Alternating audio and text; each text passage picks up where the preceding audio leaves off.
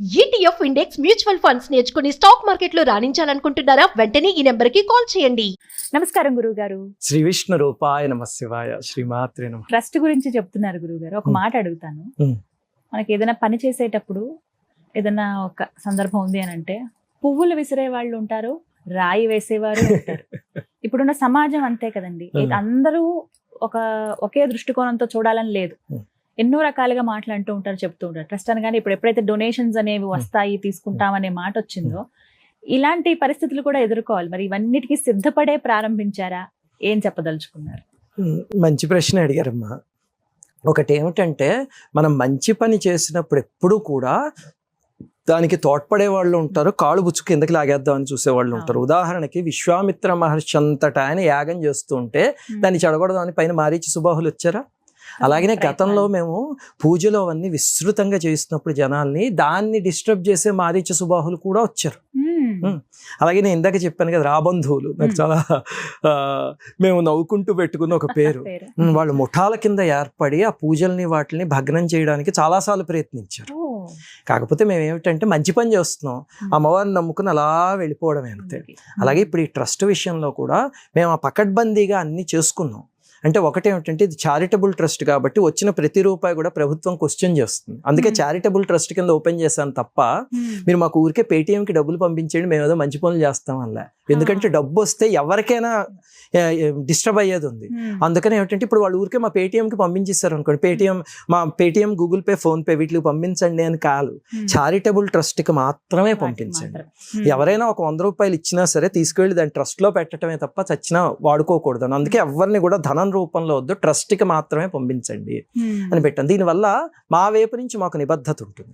రెండోది ఏమిటంటే, కేసెస్ అన్నిటికీ సర్వ్ చేస్తున్నప్పుడు కొన్నిసార్లు మోసపూరితమైనవి రావచ్చు, మేము ఏదో అమాయకంగా వెళ్ళిపోవచ్చు.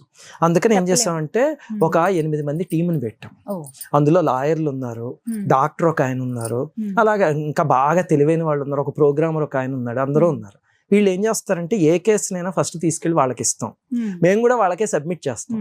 వాళ్ళందరూ చూసి స్క్రూటినైజ్ చేసి అప్రూవ్ చేస్తేనే అప్పుడు మాత్రమే చేయదలుచుకున్నాం. దీని మీద కూడా రాళ్ళు విసిరే వాళ్ళు ఉంటారు. అప్పుడు ఒకటే మాట, ఏమిటది, విశ్వనాథ్ గారి శంకరాభరణం సినిమాలో ఒక అద్భుతమైన మాట ఉంటుంది, లోకేశుడికి తప్ప లోకానికి భయపడనరా మాధవ అంటారు శంకర శాస్త్రి గారు. అద్భుతమైన మాట.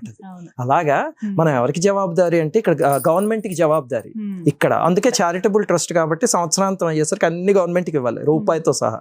ఆ తర్వాత పైన లోకేశుడికి జవాబుదారీ. ఆ రెండు ఉంటే రాళ్ళు విసిరేవాళ్ళు విసురుతారు. కాకపోతే ఏమిటంటే, నేను చెప్తున్నాను, ఎంత రాయైనా చీమ నడుస్తూ ఉన్న కొన్నాళ్ళకి కరుగుతుంది చూడండి. అలాగే ఎంత దుర్మార్గ పనులు, ఎన్ని ఫేక్ ఐడీస్తో ఎవరు చేస్తున్నా సరే కొంతకాలం అయ్యేసరికి వాళ్ళ మనస్సు మారి మంచి దాంట్లోకి వచ్చే అవకాశం ఉంది. కొన్నిసార్లు కొన్ని జన్మలు పడుతుంది, కొన్నిసార్లు సంవత్సరాలు పడుతుంది తప్ప మనిషి మారడం మాత్రం ఖాయం. ఖచ్చితంగా మీరంటే అర్థమవుతుంది, నిజమే అని కూడా అనిపిస్తోంది. ఏది శాశ్వతం కాదు కదా. నీటికి సమాధానం, కాలమే సమాధానం చెప్తుంది, దానికి తోడు దైవం. ఖచ్చితంగా మనం మంచి పని చేసుకుని ముక్కుసూటిగా వెళ్ళిపోవడం అంతే. ఇప్పుడు వీడియోల విషయంలో కూడా నన్ను కొంతమంది అడుగుతూ ఉంటారు, గురుగారు ఎవరైనా ఇలా అంటూ ఉంటే మీరు ఎందుకు కౌంటర్ వీడియోస్ చేయరు వాళ్ళ మీద? నేను అది అడగాలనుకున్నాను. కౌంటర్ వీడియోస్ చేసేయచ్చు కదండి. ఇప్పుడు వాళ్ళు ఎవరో మిమ్మల్ని దూషిస్తున్నారు, మీరు పక్క రోజు పొద్దున్నే కూర్చొని కౌంటర్ వీడియో చేయొచ్చు కదా అంటే, మా అడ్మిన్ టీంలో అయితే కొంతమంది బాగా అడుగుతూ ఉంటారు, అస్తమాన సబ్జెక్టులు తీసుకొచ్చి కౌంటర్ వీడియోస్ చేయమని. నేను వాళ్ళకి ఒకటే విషయం చెప్తా, ఇప్పుడు నాకేమిటంటేనమ్మా, నా ఉద్యోగం ఇది చూసుకుంటే నేను వారానికి మాక్సిమం 2 వీడియోలు చేయగలను అంతే, మాక్సిమం. చాలా సార్లు అయితే నేను వీడియోలు చేయకుండా ఉంచేసిన వారాలు ఎన్నున్నాయో. ఇప్పుడు ఉదాహరణకి గత కొన్ని వారాల నుంచి చేయట్లేదు, ఎందుకంటే నాకు ఏదో డిప్లాయ్మెంట్ ఇష్యూ వచ్చి ఇంకా దాన్ని చూసుకోవాల్సి వస్తుంది. దాంతో కొన్ని వారాల నుంచి చేయట్లేదు. నాకు మాక్సిమం వారానికి కుదిరే టైం ఎంతంటే, అంటే నా సాధన నాకు ఇంపార్టెంట్, నా ఆఫీస్ నాకు ఇంపార్టెంట్. ఈ రెండు నాకు 2 కళ్ళు. అది 2 అయ్యాకనే నాకు నా రీసెర్చ్ ఛానల్, నా మంత్ర సాధనకి ఆఫీస్కే నేను ప్రిఫరెన్స్ ఇస్తాను. ఫస్ట్ ప్రిఫరెన్స్ నాకు అదే. అది అయ్యాకనే నాకు ఛానల్. సో నాకు వారానికి ఆదివారం నాడు ఒక 3 గంటలో 4 గంటలో సమయం కుదురుతుంది. ఈ 3-4 గంటలు ఈ వారం అంతా నా మీద ఎవరు వీడియోలు చేస్తారు, వాళ్ళ మీద కౌంటర్ వీడియోలు చేసేద్దాం కూర్చుని అని చెయ్యనా? లేకపోతే జనాలకి పనికొచ్చేది, ఇప్పుడు మీరు ఇందాక అన్న తిరుమలలో ఇది చెప్పారు, పూరిలో ఇది చెప్పారు, మీది ఫలానా వీడియో చూసాను, అలా జనానికి పనికొచ్చే వీడియోస్ చేయనా ఉన్న 3 గంటల్లో ఏది చేయని పనికొచ్చే చేయాలి కదా. అందుకే నేను కౌంటర్ వీడియోస్ పట్టించుకోను. నిజంగా ఎవరైనా ఇప్పుడు ఉదాహరణకి ఏ సామవేదం వంటి సామవేదం షణ్ముఖ శర్మ గారి వంటి గురువులు ఎవరైనా నైనా శ్రీనివాస్ ఏంటైనా ఈ తప్పు చెప్తున్నావు ఇక్కడ అన్నారు అనుకోండి, వెంటనే వాళ్ళు జ్ఞానులు చూసి ఓహో గురువుగారు అవునా ఇది అని సరి చేసుకుంటా.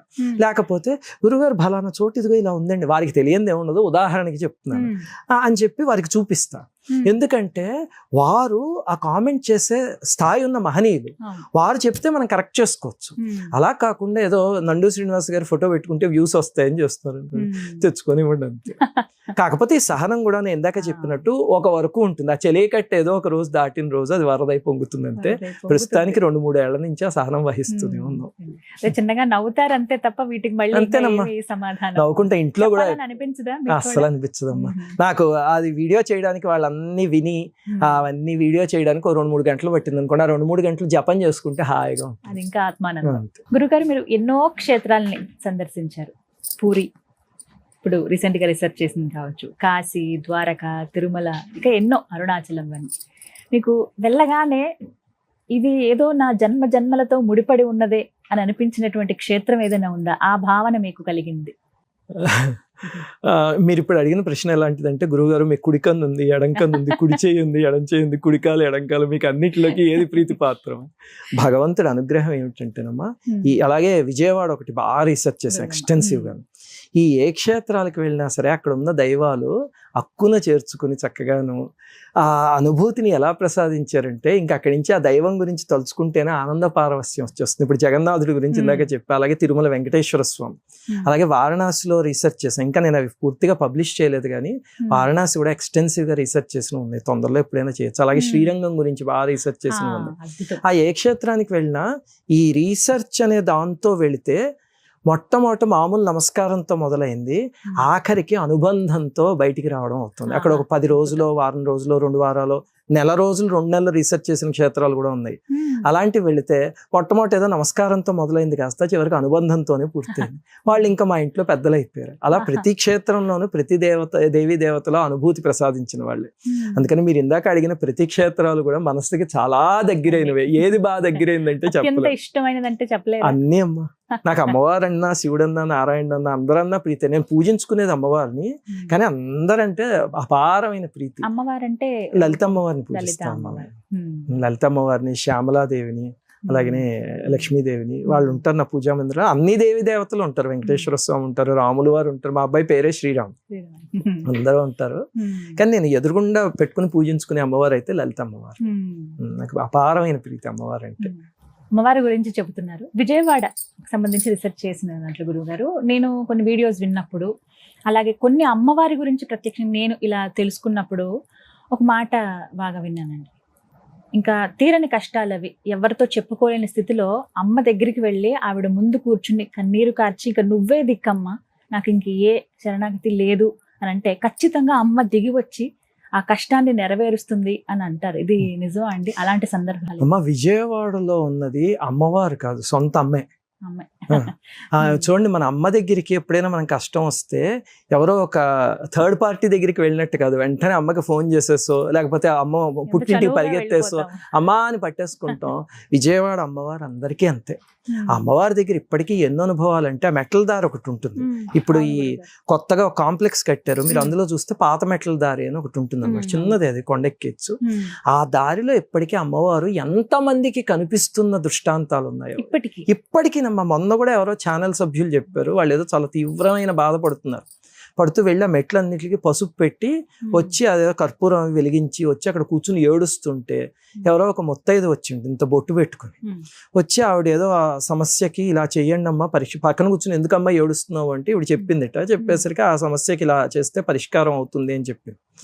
చెప్తే ఇవిడ ఏమవుతుందమ్మా అని అంత ఆలోచించి సరే అని పక్కన చూస్తే ఆవిడ లేరు. మళ్ళీ పైకి వెళ్ళి వెతికారు, కిందకి వెళ్ళి వెతికారు. విజయవాడ అమ్మవారి దగ్గర విచిత్రం ఏమిటంటే, ఆవిడ ఏదైనా ఒక రూపంలో కనిపిస్తే, ఇలాంటి దృష్టాంతాలు జనాలు కొన్ని వందలు విని ఉంటారు, ఇప్పుడు మీరు నేను ఇది వింటున్నావా, కానీ విచిత్రం ఏమిటంటే రేపొద్దున మనకి అది జరిగింది అనుకోండి, ఆ 5 minutes లో ఆవిడ అమ్మవారు అనే స్పృహ మనకి రాదు. ఆవిడ అలాగ ఒక మాయని కప్పేసి, మనకి సౌందర్యలహరిలో అంటారు మహామాయ విశ్వం భ్రమయసి పరబ్రహ్మ మహిషి అని, అలాగే ముందు ఆ మాయ అనే వాళ్ళ ఒకటి కప్పి ఆవిడ అమ్మవారు అని తెలియకుండా ఒక అమ్మలాగే అంతా చెప్పేసి వెళ్ళిపోయాక తీగ అనేది అమ్మవారు కనిపించారేమో అని వెతికితే ఎక్కడ దొరకరు.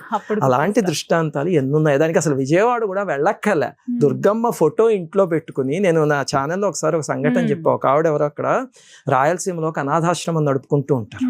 ఉంటే పాపం ఆవిడకి వాళ్ళు ఎవరో ఖాళీ చేసేయమని ఇంకా దారుణమైన పరిస్థితి వస్తే ఆవిడ దుర్గమ్మవారి భక్తురాలు. ఆవిడ అమ్మవారి దగ్గరికి వెళ్ళి ఏడిచేసి, అమ్మ నేను అనాథాశ్రమం నడుపుతూ ఉంటే నువ్వు నాకు సహకరించాల్సింది పోయి ఇలాంటి కష్టాలు తీసుకొస్తావా అని చెప్పి ఏడిచేశారు.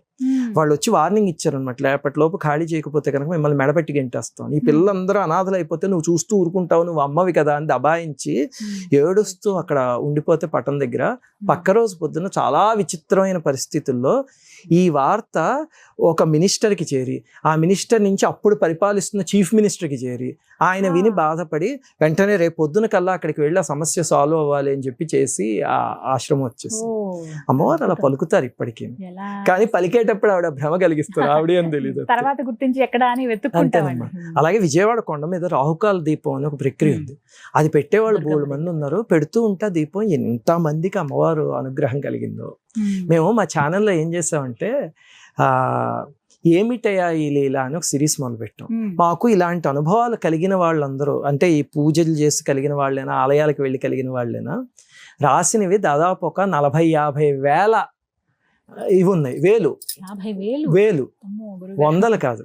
అవి మా అడ్మిన్ కొంతకాలం అయ్యాక మొట్టమొదటి అప్రూవ్ చేస్తూ వదిలేసేవాడు. కొంతకాలం అయ్యాక క్యాప్చర్ చేయడం మొదలుపెట్టి అతను ఒక రోజు అన్నాడు అనమాట, ఇవన్నీ జనానికి తెలియజేస్తే కనుక వాళ్ళు ఎక్కడికి వెళ్ళి మోసపోకుండా భగవంతుడి పాదాలు పట్టుకుని వాళ్ళ ఇబ్బందుల్లోంచి బయటపడచ్చు అని వాళ్ళకి నమ్మకం వస్తుందండి.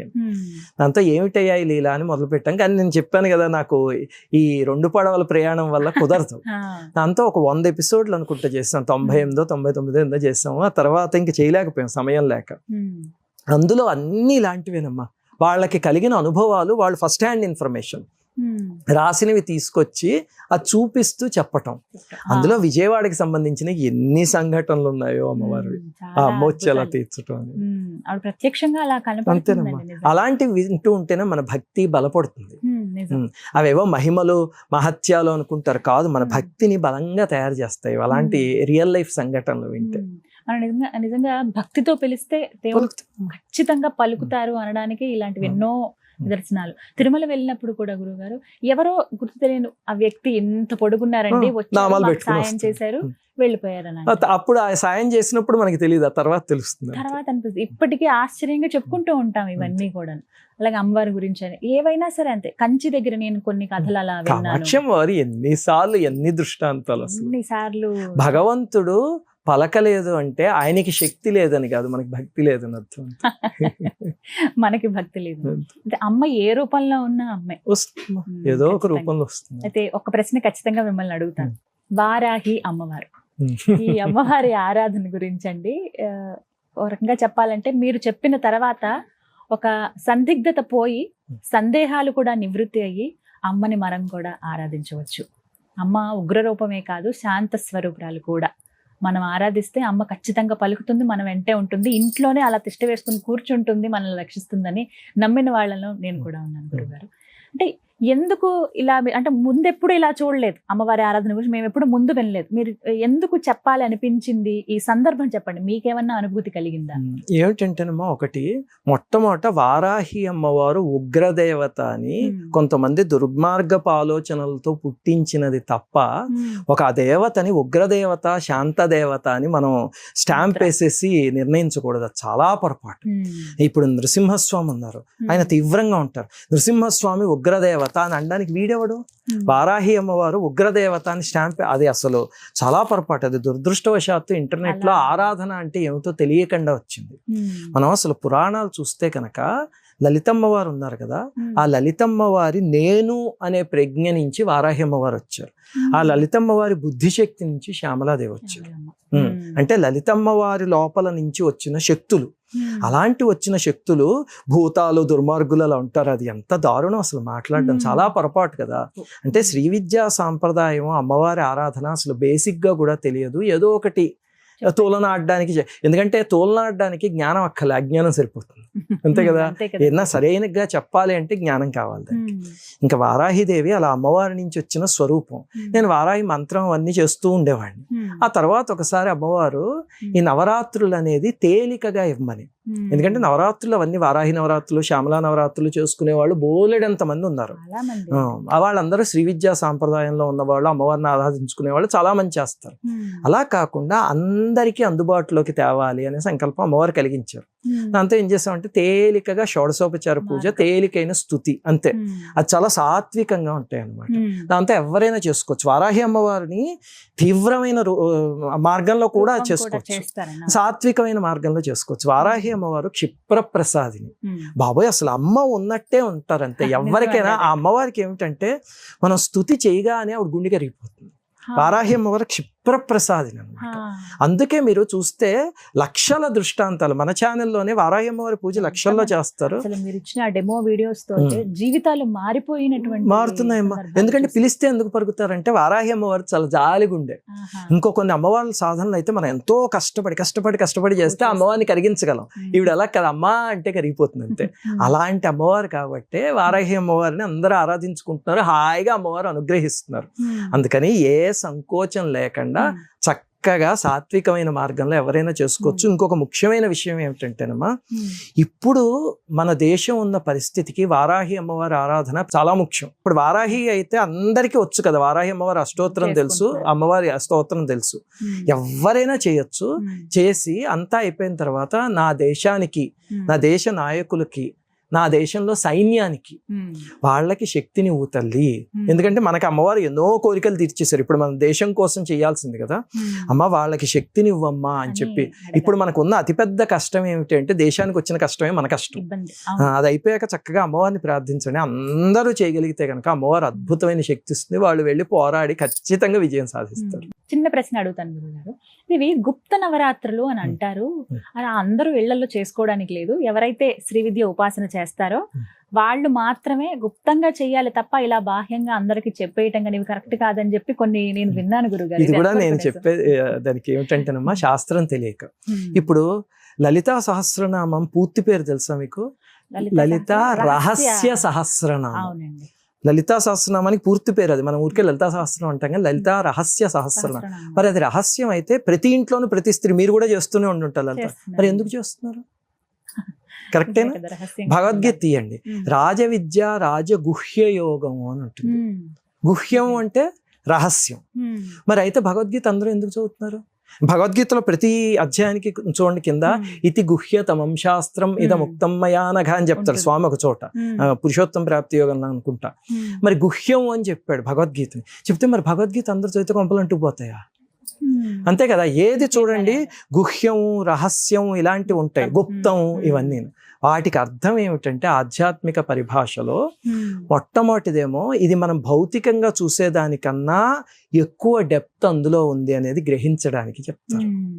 మనం భౌతికంగా ఏది చూస్తామో అది కాదు, దాంట్లో ఇంకా రహస్యమైనది ఉంది, అది కూడా తెలుసుకుని చెయ్యి. అంటే ఇప్పుడు భగవద్గీత ఉంది. భగవద్గీత అంటే ఎవరో చనిపోయినప్పుడు స్పీకర్లో పెట్టేది కాదు, నీ జీవితాన్ని మార్చుకునేది. అందులో అన్ని రహస్యాలు ఉన్నాయి భగవద్గీతలో. అది నిజంగా చదవగలిగితే ఎవరి జీవితమైనా మారుతుంది. అందుకని గుహ్యతమం అని చెప్పారు. అంటే దాన్ని సరిగ్గా పరిశీలించి చూడు తప్ప ఏదో కృష్ణార్జున సంవాదంలా చూసే ఎక్కువ. అలాగే లలిత రహస్య సహస్రం. అలాగే గుప్త నవరాత్రులు అంటే అర్థం ఏమిటంటేనమ్మా, ఇప్పుడు నవరాత్రులు ప్రముఖమైనవి 4 ఉన్నాయి. అందులో మనం వసంత నవరాత్రి, శరన్నవరాత్రి సామూహికంగా చేసుకునేవి. గుప్త నవరాత్రులు అనేవి మన సాధన కోసం చేసుకునేవి. శ్యామలా నవరాత్రులు కానీ, వారాహి నవరాత్రులు కానీ మన అభ్యున్నతి కోసం, మన ఇంటి అభ్యున్నతి కోసం చక్కగా దానికి పందిళ్ళు అవన్నీ అవసరం లేదు, ప్రతి ఇంట్లోనూ కూర్చుని చేసుకోవచ్చు. ఈ శరన్నవరాత్రులు అవన్నీ పెద్ద పెద్ద పందిళ్ళు వేసి చేస్తారు. అవి సామూహికంగా సమాజానికి పనికొచ్చేవి. అది ఆ గుప్తం అనే దానికి అర్థం తప్ప అదేదో దుప్పటి కప్పుకుని రహస్యంగా చేయాలనో లేకపోతే కొంతమందే చేయాలనో కాదు, హాయిగా చేసుకోవచ్చు ఎవరైనా. గురుగారు, అయితే వారాహి అమ్మవారి పూజ విషయంలో కొంతమంది నిషిద్ధం అని చెబుతూ ఉన్నారండి. వీరు చేయకూడదు, గృహస్థులు మరి ముఖ్యంగా వీరు అసలు చేయకూడదు, వాటికి అసలు ఎన్నో నియమ నిబంధనలు నిష్టగా చేయాల్సి ఉంటుంది అని చెప్తుంటారు. అంటే నెలసరి అవుతున్న స్త్రీలు కానీ వీళ్ళు అసలు ఆ ఆలోచన కూడా రావద్దు అమ్మవారికి పూజలు చేసుకునే ఆలోచన అని అంటారండి. నిజంగా అలా ఉంటుందా గురుగారు? అమ్మ, ఒకటి ఏంటంటే గృహస్థులు చేయకూడదు అనేది అబద్ధం. గృహస్థులు చేయకూడదు అంటే ఎవరు బ్రహ్మచారులు చేస్తారా? గృహస్థులు చేయకూడదు అనేది అబద్ధం. హాయిగా చేసుకోవచ్చు గృహస్థులు. అలాగనే ఇప్పుడు వారాహి మంత్రం ఉంది, మూలమంత్రం. ఇప్పుడు నేను మూలమంత్రం చేస్తా. ఆ మూలమంత్రం చేసేటప్పుడు ఎన్నో నియమాలు పాటించాలి. నేను వారాహి అమ్మవారి పూజ చేస్తా. పూజ చేసినప్పుడు ఇప్పుడు వారాహి నవరాత్రులు వచ్చాయి అనుకోండి, హాయిగా మేము 4 నవరాత్రులు ఇంట్లో ఇద్దరం కలిసి చేసుకుంటాం. హాయి చేసుకునేటప్పుడు నార్మల్ గా పూజలాగా దీక్షలాగా చేసుకుంటాం అంతే తప్ప దానికి మంత్రసాధన చేసేటప్పుడు పాటించాల్సిన నియమాలు అవసరం లేదు. మంత్రసాధన చేసేటప్పుడు అయితే మాత్రం చాలా తీవ్రమైన నియమాలు పాటించాలి. అది ఏ మంత్రానికైనా, వారాహి మంత్రం అనే కాదు, ప్రతి మంత్రానికి దాని నియమాలు ఉంటాయి. అవి పాటిస్తూ మాత్రమే చేయాలి మంత్ర సాధన. సో అది చేసేటప్పుడు అంత తీవ్రంగా అవి పాటిస్తూ చేస్తాం. పూజ చేసేటప్పుడు మామూలుగా మేము ప్రతిరోజు ఏదో కృష్ణుడికో రాముడికో అమ్మవారికో పూజ చేస్తే అలా చేసుకుంటాం. వారాహిదేవి పూజ అలాగే చేసుకుంటాం. ఇంకా రెండోది మీరు అడిగిన ప్రశ్న, స్త్రీలకి నెలసర్లు ఇలాంటి సమస్యలు ఉంటాయి కదా, వాళ్ళ చూడకూడదు అన్నట్టు గుర్తుపెట్టుకోండి అమ్మా. ఈ ఇంట్లో నెలసర్లు ఇలాంటివి ఉన్నవాళ్ళు ఆ సమయంలో ఏ పూజ చేయకూడదు. అంతేగాని ఏదో రాముడు పూజ చేసేసుకోవచ్చు, ఇంట్లో కలిపేసేసి కృష్ణుడు పూజ చేసేసుకోవచ్చు, లక్ష్మీదేవి చేసేసుకోవచ్చు, వారాహిదేవి చేయకూడదు కాదు, ఏ పూజ చేయకూడదు. అది నిషిద్ధం. అది మన స్త్రీమూర్తులందరికీ తెలుసు. ఎవరైనా నెలసరి సమయంలో వెళ్ళి పూజా మందిరంలో కూర్చుని పూజ చేసే స్త్రీలు తెలుగు రాష్ట్రాల్లో ఎవరైనా ఉన్నారా? మీరు దీపం పెట్టి వెతికినా ఎవరు దొరకరు. ప్రతి స్త్రీమూర్తికి తెలుసున్న బేసిక్ విషయం అది అనవసరంగా చెప్పి వాళ్ళని భయపెడుతున్నారు అంతే. వాళ్ళకి ఏదో భయం వేసేలాగా అంతే తప్ప ఏ స్త్రీమూర్తి చేయదు తెలుగు రాష్ట్రాల్లో. నాకు తెలిసి మాకు లక్షల మంది ఫాలోవర్స్ ఉన్నారు, ఇలా చేసేవాళ్ళు ఎవరు ఉండరు. అందుకని అలాంటప్పుడు ఏ పూజ కూడా చేయకూడదు. ఇంకా అటువంటి ఇళ్ళు ఉన్నాయనుకోండి, అంటే కొన్ని ఇళ్లలో ఇప్పుడు మా ఇంట్లో అయితే వీళ్ళు దూరంగా కూర్చుంటారు, వాళ్ళు ఒకే గదికి పరిమితం అయిపోతారు. అప్పుడు నేను ఏం చేస్తాను అంటే హాయిగా పూజ చేసుకుంటాం. వాళ్ళు స్నానం ఇంట్లోకి వచ్చాక 5వ రోజు నుంచి వాళ్ళు కూడా చేసుకుంటారు. కొన్ని ఇళ్లలో సౌలభ్యం ఉండదు. ఇప్పుడు అన్ని మైక్రో ఫ్యామిలీస్ కదా, ఆ సౌలభ్యం ఉండదు, ఇద్దరే ఉన్నారు, తప్పదనుకోండి. అప్పుడు సామాన్యంగా ఆ ఇంట్లో సంధ్యావందనం చేయడం కూడా కష్టమే. అలాంటప్పుడు అప్పుడు ఏం చేయాలంటే వాళ్ళు వీళ్ళని ఒక చోట పెట్టి ఇల్లుని ఇంకొక చోట పూజా మందిరం అన్ని ఏర్పరచుకుని పొద్దున్నే స్నానం చేసి చేయడం ఒక మార్గం. ఇంకా అసలు లేదా ఇంట్లో కలిపేస్తారు, కుదరదు అనుకుంటే వాళ్ళకి, నాకు తెలుసున్న ఒక అతను ఉన్నాడు, అతను మంచి సాధకుడు, కానీ పాపం అతనికి ఇబ్బంది ఉంది. అంతా అతను ఏం చేస్తాడంటే వాళ్ళ భార్యలో ఉన్నప్పుడు పొద్దున్నే స్నానం చేసేసి ఆలయానికి వెళ్ళిపోతాడు, అటు నుంచి అటే, ఇంక ఇంట్లోకి రాకుండా వెళ్ళిపోయి అక్కడ అతను సంధ్యావందనం అనుష్ఠానం చేసేసుకుని అప్పుడు ఇంటికి వస్తాడు. సో మనస్సు ఉంటే మార్గం ఉంటుందమ్మా, వెతుక్కోవాలి ఏదైనా అంతే.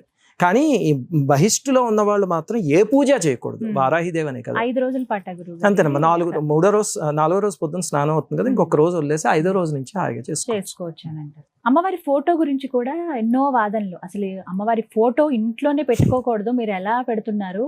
ఎందుకంటే కాశీని ఉదాహరణగా చూపిస్తుంటారు. అమ్మవారు రాత్రి సంచరించేదే, ఉదయం పూట అసలు ఆమె తలుచుకోవటం కానీ ఆమెను ఇబ్బంది పెట్టకూడదు. ఆమె నిద్రిస్తున్నప్పుడు లేపితే ఎవరికైనా ఎలా డిస్టర్బెన్స్ అవుతుందో అలాగే అమ్మకు కూడా డిస్టర్బెన్స్ అవుతుంది. మనం అసలు కాశీ వెళ్తే అలా కూడా డైరెక్ట్గా కూడా చూడలేం కదా. మీరు ఇళ్లలో ఫోటోలు అలా ఎలా పెట్టేసుకుంటారు? పెట్టుకోవద్దని కూడా వింటున్నామండి, నిజమా గురుగారు? అమ్మాయి వీళ్ళు ఎవరైనా ఇది మాట్లాడితే ముందు వారాహి తంత్రం ఉంది, అందులో ఇది ఎక్కడుంది చూపించండి అని అడగాలి ఫస్ట్. ఎందుకంటే వారాహి తంత్రం నేను 3 సార్లు చూశాను. మొట్టమొదట అది అడగాలి, అది ఎక్కడ కనిపించదు. ఇవన్నీ యూట్యూబ్ తంత్రాలు తప్ప వారాహి తంత్రం కాదు ఇది. అందుకని హాయిగా అమ్మవారి ఫోటో పెట్టుకోవచ్చు ఎవరైనా. లలితాదేవి ఎలాంటి ఆవిడ, లలితాదేవి యొక్క నేను అనే ప్రజ్ఞ నుంచి వస్తే లలితాదేవి ఫోటో పెట్టుకుంటున్నా వారాహిదేవి ఫోటో పెట్టుకోనంటే ఎంత అజ్ఞానం అది. అంటే అది ఎలా ఉంది అంటే, మా అమ్మ పసుపు రంగు చీర కట్టుకుంటే మా అమ్మని పూజిస్తా, మా అమ్మ ఎర్ర రంగు చీర కట్టుకుంటే చిచిచి మా అమ్మని ద్వేషిస్తా అని ఎవడైనా అంటే మూర్ఖుడు అని అర్థం. ఒరే, చీర పసుపు రంగైనా చీర ఎర్ర రంగైనా లోపల ఉన్న మీ అమ్మ ఒకటే అని అర్థం అయితే అప్పుడు అమ్మతత్వం ఏంటో తెలుస్తుంది. అంతేగాని చీరను చూసి ఇలాగా అనుకున్నాడు అంటే అతనికి అసలు అమ్మ అంటే ఏమిటో తెలియదు అని అర్థం. అలాగనే అమ్మవారు ఒక రకం చీర, అంటే చీర అంటే స్వరూపం అనుకోండి, వేసుకుంటే అది లలితమ్మ. ఇంకో రకం చీర కట్టుకుంటే వారాహి అమ్మ, ఇంకో స్వరూపంలో వస్తే సరస్వతి, ఇంకో స్వరూపంలో వస్తే శ్యామల. కానీ లోపల ఉన్న అమ్మ మాత్రం ఒకటి. చీరలు మారుస్తుంది అంతే ఊరికే. మనకి రోజు అమ్మ ఇంట్లో ఎలా కనిపిస్తుందో అలాగే అమ్మ. హాయిగా పెట్టుకోవచ్చు వారాహి అమ్మవారు. ఇంకా రెండోది వారణాసి గురించి చెప్పినది కూడా, అందులో నిజానిజాలు ఏమిటి అంటే, అమ్మవారు వారణాసికి గ్రామపాలిక, క్షేత్రపాలిక. అందుకని అలాగనే పూరి ఆలయంలో కూడా భేదకాళి అని ఒక అమ్మవారు ఉంటారు, కాళికా అమ్మవారు. ఆవిడ ఏం చేస్తారంటే విచిత్రంగా పొద్దునంతా ఆలయం మూసేస్తారు, సూర్యాస్తమయం అయ్యాక తెలుస్తారు. తెలిస్తే రాత్రి ఆవిడ సంచరిస్తూ ఉంటారు. అలాంటి సంఘటనలు పూరిలో జరిగినవి కూడా నేను కొన్ని చెప్పా ఛానల్లో. ఆవిడ ఆలయంలో రాత్రి సంచరిస్తూ ఉంటారు అమ్మవారు. మళ్ళీ పొద్దున్న అయ్యేసరికి ఆవిడ లోపలికి వెళ్ళిపోతారు, ఆలయం మూసేస్తారు, మళ్ళీ రాత్రి మాత్రమే తెరుస్తారు. మిగతా రోజంతా మీరు చూస్తే ఆలయం మూసేసి ఉంటుంది. సాయంత్రం సూర్యాస్తమయం అయ్యాక తెలుస్తారు. అంటే కాళికాదేవిని పొద్దున పూజించకూడదు, సాయంత్రం పూజించాలంటే అక్కడ ఆవిడ ఆ క్షేత్రాన్ని పరిపాలిస్తున్నారు కాబట్టి అక్కడ ఆ నియమం.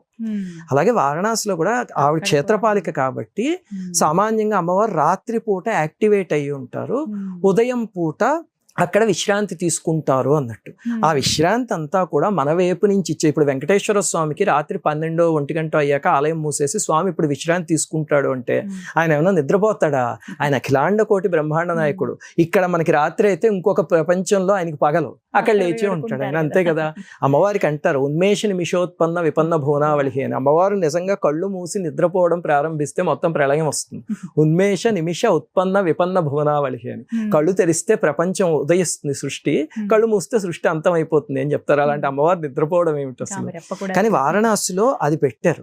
ఇప్పుడు ఉదాహరణకి చూస్తే మీరు గతంలో వారణాసిలో పొద్దున్న 4-5 వారాహి ఆలయం తెరిచి 1 గంట నుంచి మళ్ళీ మూసేసేవారు. ఇప్పుడు జనాలు విపరీతంగా వెళ్తూ ఉంటే పొద్దున్న 7 నుంచి 9:30 వరకు అంతవరకు తెరుస్తున్నారు. ఇప్పుడు మారిపోయే నియమాలు. మరి పొద్దున్న తెరవడం అంత అపాయకరం అయితే ఇప్పుడు పొద్దున్న 9-9:30 కూడా వారాహి ఆలయం తెరిచి ఉంటుంది జనాలందరికీ దర్శనం చేయడం. మరి వాళ్ళు ఎందుకు చేస్తారు? వాళ్ళకి ఆ మాత్రం తెలియదా? కాకపోతే వారాహి శక్తికి ఏమిటంటే ఇప్పుడు మీరు కవచం లాంటిది చూస్తే కనుక త్రిసంధ్యం ఎఫ్ పఠేత్ అని ఉంది. అంటే 3 సంధ్యల్లోనూ చదువుకోండి అని మహర్షి రాసేసారు అందులో. ఇంకా మహర్షి మాటకి మనమేం చెప్పగలం? 3 సార్లు చదువుకోండి అని మహర్షి చెప్పారు. కాకపోతే వారాహి శక్తి సూర్యాస్తమయం అయ్యాక ఎక్కువ అందుబాటులోకి వస్తుంది. అందుకని వారాహి నవరాత్రులు అవన్నీ సాయంత్రం చేసుకోగలిగితే అమ్మవారి శక్తిని చాలా తేలిగ్గా అనుభవించవచ్చు. అంతేగాని పొద్దున్న చేస్తే అమ్మవారు ఏదో చంపేస్తుంది అలాంటివి ఏమీ లేవు, ఏమీ లేదమ్మా. అనవసరంగా అమ్మవారిని వీళ్ళు ఏమిటంటే ఇప్పుడు కొన్ని చోట్ల ఎక్కడో మాతృభూతాలు అని ఉంది. మాతృభూతాలు అంటే వీళ్ళు ఏం చేస్తారంటే సప్తమాతృకలే మాతృభూతాలు అని చెప్పి ముడిపట్టేసి వారాహి అమ్మవారు భూతం అని ప్రచారం చేసేస్తున్నారు. శాస్త్రంలో మాతృభూతాలు ఎవరు, సప్తమాతృకలు ఎవరు, వీళ్ళ పేర్లు ఏమిటి, వీళ్ళ పేర్లు ఏమిటి 2 ఉన్నాయి. శాస్త్ర గ్రంథాలు తెలియక చదవక వచ్చినవి ఇవన్నీ 2. ఈ మాతృభూతాల పేర్లు ఏమిటి 7ను, సప్తమాతృకలు ఎవరు 2 చోట్ల ఉన్నాయి. తెలియక మాతృ అనే పదం పుచ్చుకుని దీనికి అన్వయించేస్తున్నారు. ఇప్పుడు సప్తమాతృకలందరూ భూతాలు అయితే సప్తమాతృకల్లో మొట్టమొదటి ఆవిడ బ్రాహ్మి అంటే సరస్వతీదేవి. సరస్వతీదేవి భూతమా? మాహేశ్వరి అంటే పార్వతీదేవి భూతమా? వైష్ణవి లక్ష్మీదేవి భూతమా? అలాగే సప్తమాతృకల్లో కొన్ని సాంప్రదాయాల్లో 8వ మహాలక్ష్మి అని ఉంటుంది. ఎంత దారుణం వాళ్ళందరినీ భూతాలు అనడం. మాతృభూతాలని వేరే ఉన్నాయి. ఈ కాన్సెప్ట్ వాళ్ళు ఎప్పుడు చదవలేదు, ఆ పేర్లు తెలియక అమ్మవారిని ఒక భూతం కింద పిక్చరైజ్ చేసేసి అది చాలా దారుణం అమ్మ. అమ్మవారు చల్లని తల్లి, ఎవరైనా ఆరాధించుకోవచ్చు. మీ ఛానల్ ముఖంగా మళ్ళీ ఒకసారి చెప్తున్నా, మనకి ఇలాంటి సందేహాలు వస్తే సామవేదం వారు అలాంటి ఉపాసకులు చెప్పాలి. మొన్న మధ్య సామవేదం వారు 2-3 చోట్ల వారాహి అమ్మవారిని సాత్వికంగా అందరూ ఆరాధించుకోండి అని చెప్పారు. వారు గురువులు, ఉపాసకులు, అలాంటి వాళ్ళు చెప్పాలి. చెప్తే ఉపాసన చేసిన వాళ్ళు చెప్తే కరెక్ట్ గా ఉంటుంది. చెప్పారు కాబట్టి నిజంగా అవి ఇంకాస్త తెలిసిందంటే మీ వీడియోల ద్వారా తప్పకుండా చేసుకోండి. చేసి పూజలు చేసి గట్టెక్కిన వాళ్ళు కష్టాల నుంచి ఎంతమంది, లక్షల మంది ఉన్నారండి.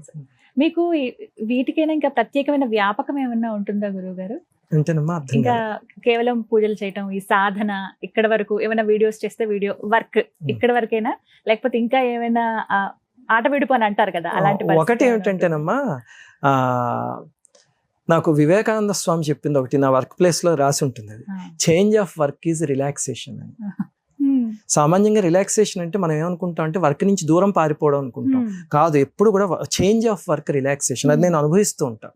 అంటే ఇప్పుడు నేను ఏదో వీడియోల కోసం రీసెర్చ్ చేస్తున్నాను అనుకోండి, ఏదో ఆలయం రీసెర్చ్, కాసేపు అయ్యాక నాకు టైర్డ్ గా అనిపించింది అనుకోండి, అది మానేసి వేరే పుస్తకం చదివితే నేను రిలాక్స్ అయిపోతాను.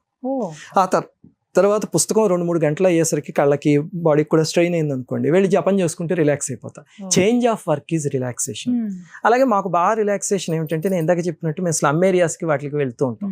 అక్కడ మాకు ఎంత హాయిగా ఉంటుందో అసలు. ఆ పిల్లలు వాళ్ళందరూ ఉంటారు కదా, వాళ్ళతో ఆడుకుంటుంటే ప్రతి వాడితోనూ అందులో దేవుడు కనిపిస్తూ ఉంటాడు. ఎంత హాయిగా ఉంటుంది, ఎంత స్వచ్ఛంగా ఉంటారో వాళ్ళు.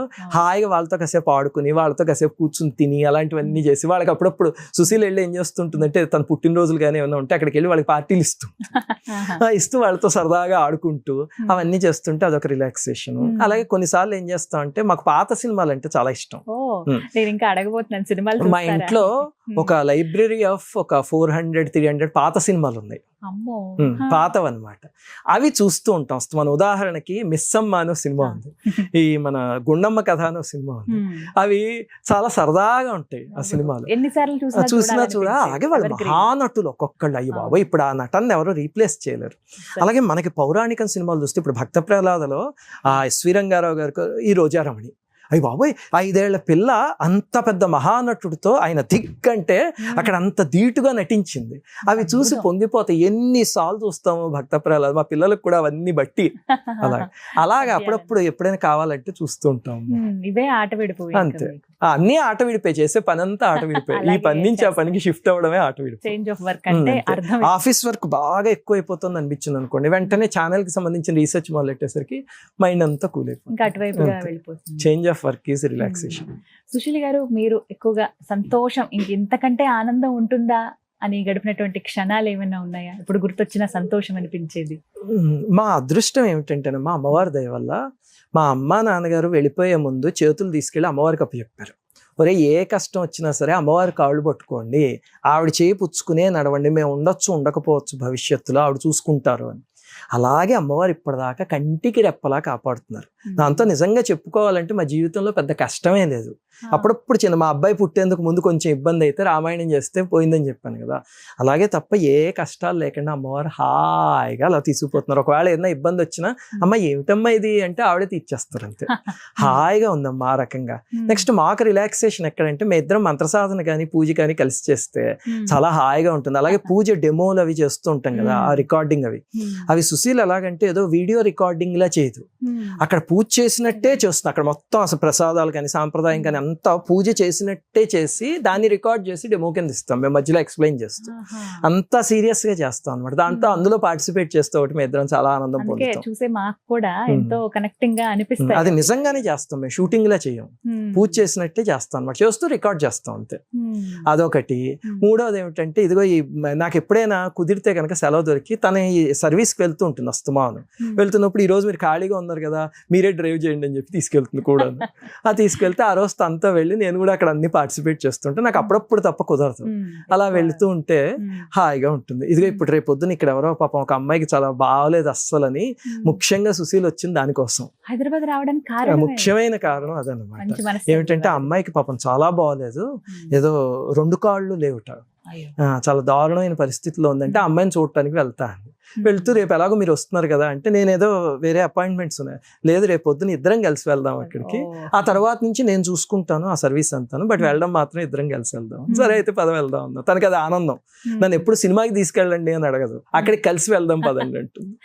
నా అదృష్టం. ఎప్పుడు నేను చెప్పాను కదా విజయేశ్వరి దేవి, నువ్వు కొన్నాళ్ళు ఉంటే నీకు సాధనలో ఉపయోగపడే భార్య దొరుకుతుంది. ఈ రకంగా చూడండి నా సాధనకు ఉపయోగపడుతుంది. తను నడిచే మార్గంలో కొన్నిసార్లు నన్ను నడిపిస్తుంది.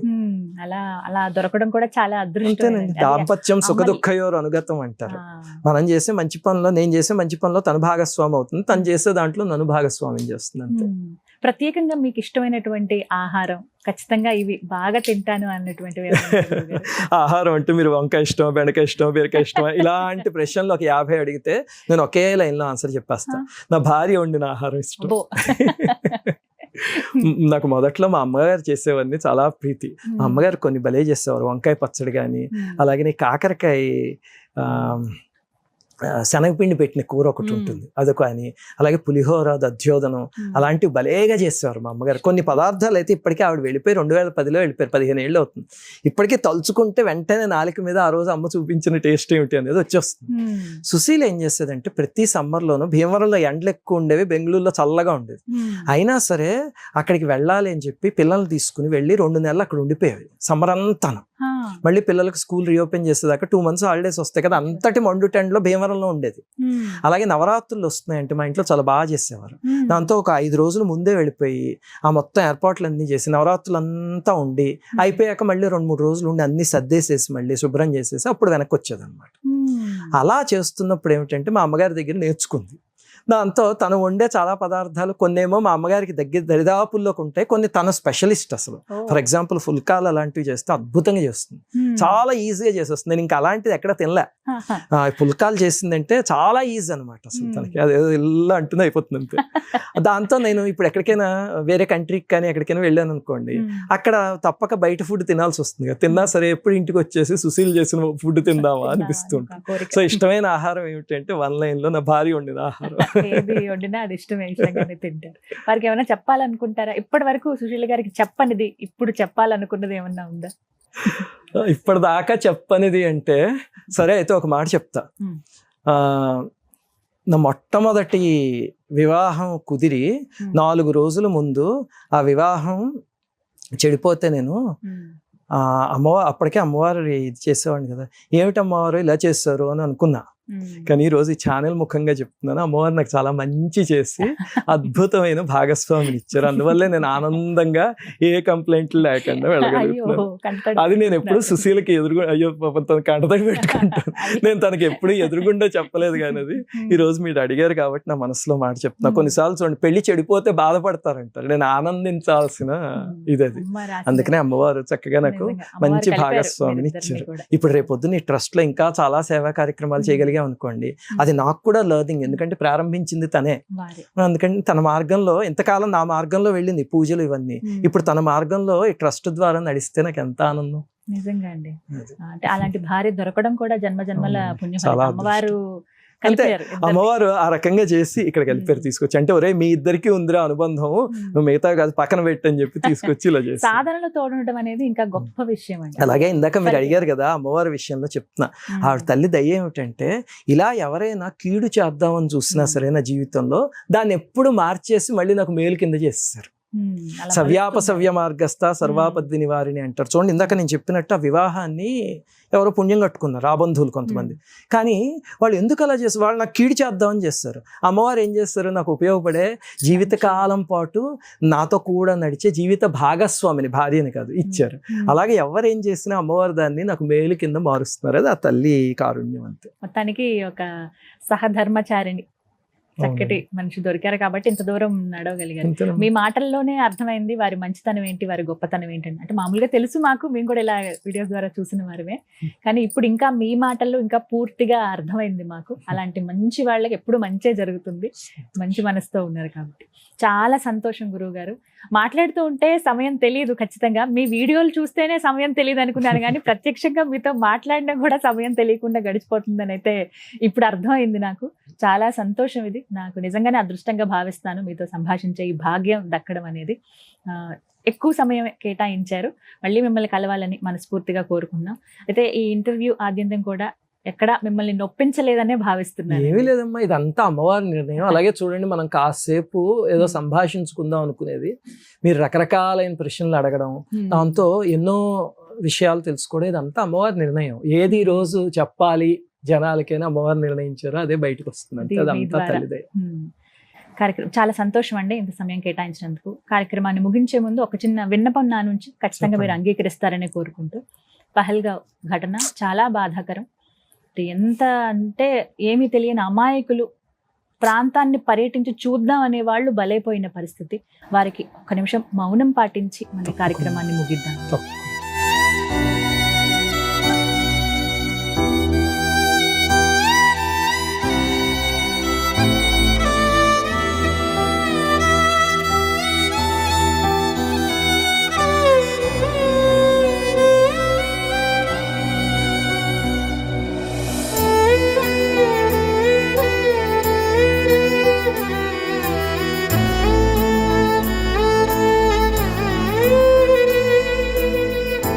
ధన్యవాదాలు గురుగారు. సంతోషం తల్లి. అలాగే మన అందరం కూడా కాశ్మీరుని పరిపాలించే తల్లి వైష్ణోదేవి, మనకి కనకదుర్గం ఎలాగో వాళ్ళకి వైష్ణోదేవి, ఆ తల్లి పాదాల దగ్గరికి అమాయకులందరూ కూడా చేరుకోవాలని, ఎందుకంటే చాలా దారుణమైన సంఘటన.